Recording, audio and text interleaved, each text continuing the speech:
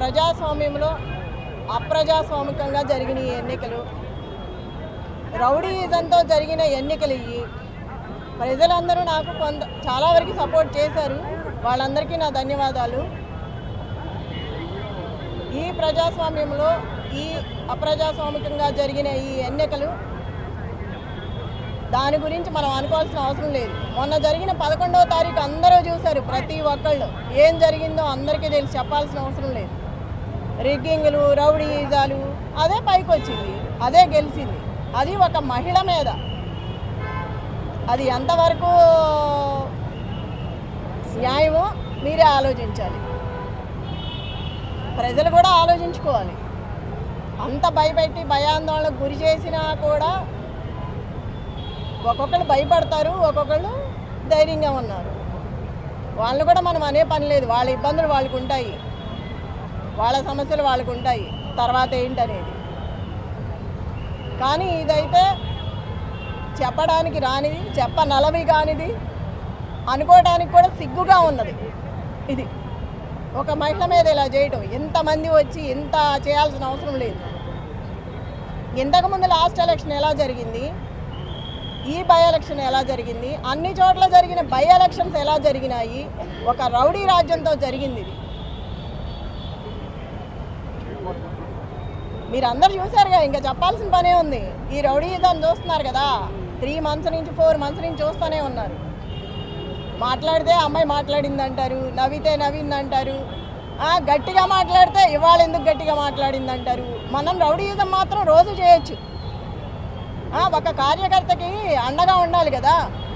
మరి అందరి కార్యకర్తలకి భయపెట్టిన వాళ్ళ దగ్గరికి వెళ్ళి ధైర్యం చెప్పి అండగా నిలబడి కార్యకర్తల కోసం మాట్లాడిన దాన్ని కూడా తప్పుగా తీసుకున్నారు. దాన్ని కూడా భూతద్దంలో చూపించారు. ఒక మహిళని ఇలా చేయడం ఫస్ట్ టైం మీరే చూస్తున్నారుగా. ఒక మహిళ మీద ఇలా చేయటం, దీన్ని గెలుపనరు.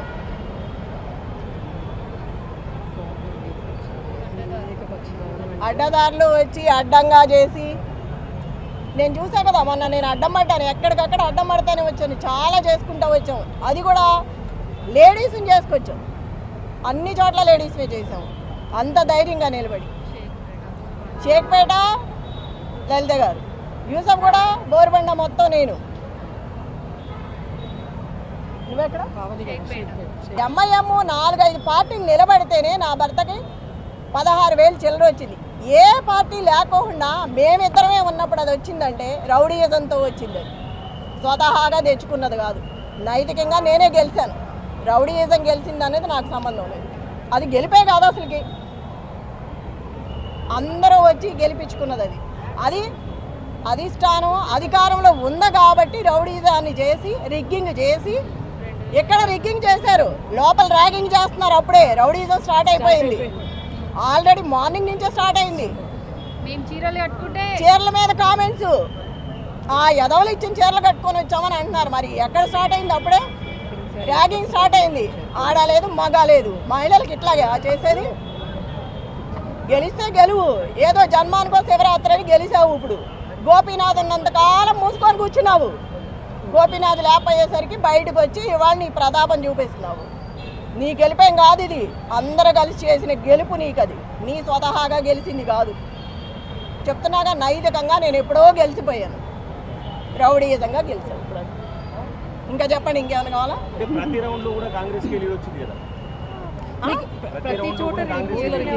బూతుల రిగ్గింగ్ ప్రతి చోట తన్నడము గుద్దడమే కదా. మరి అందుకే కదా నేను అంత ఓపెన్ అయ్యి వాళ్ళకి సపోర్ట్ ఇచ్చి మాట్లాడింది. ఎప్పుడు మాట్లాడింది, దాన్ని ఎందుకు మాట్లాడా? వాళ్ళు పడే బాధ చూడలేక నేను బయటకు వచ్చి మాట్లాడగలిగాను. దాన్ని కూడా తప్పుగా పెట్టారు. ఉంటుంది, ఒక ఇంట్లో మనిషి చచ్చిపోయినప్పుడు బాధ ఉంటుంది. దాన్ని అడ్డం పెట్టుకొని ప్రతిసారి కథలు చెప్పుకుంటే పోతే ఎట్లాగా? ఇప్పుడు నేను ధైర్యంగా ఉంటేనే కదా కార్యకర్త ధైర్యంగా ఉండేది. మాట్లాడాల్సి వచ్చింది కాబట్టి మాట్లాడాను.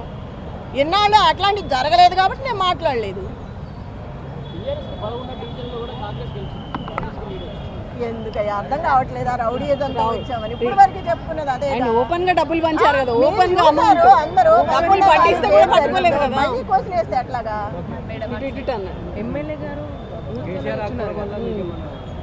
కేసీఆర్ గారు ప్రచారానికి రావడం వల్ల మొత్తం అట్లా ఏమీ లేదు.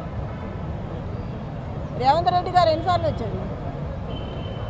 కేటీఆర్ గారు ప్రతి రోడ్ షోలో ఉన్నారు. కేటీఆర్ గారు ప్రతి రోడ్ షోలో ఉన్నారు అట్లా అనుకుంటే ఇది కంప్లీట్ గా రిగ్గింగ్ వల్ల డబ్బులు కంప్లీట్గా పంచడం. రిగ్గింగ్ రాజ్యం, రౌడీ రాజ్యం, ఆ? ఇష్టం మొత్తం వచ్చినట్టు డబ్బులు. గోండాల రాజ్యం.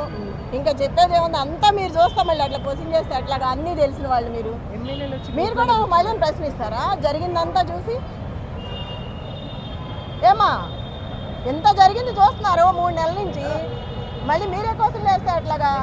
ఇప్పుడు కూడా మీకు తెలుసు ఏది న్యాయమో అన్యాయమో. స్టేట్ చూసి क्या लगता है मैडम, मागंटी गोपीनाथ 10 साल से थे, तो मागंटी गोपीनाथ के फेस पर वोटिंग हुई थी, अब तक 10 साल అట్టర్ ఫ్లాప్ అయింది. ఒక ఆడబిడ్డగా నా మీద ఎంత చేయాలో అంత చేశారు. ప్రజాస్వామ్యంలో అప్రజాస్వామికంగా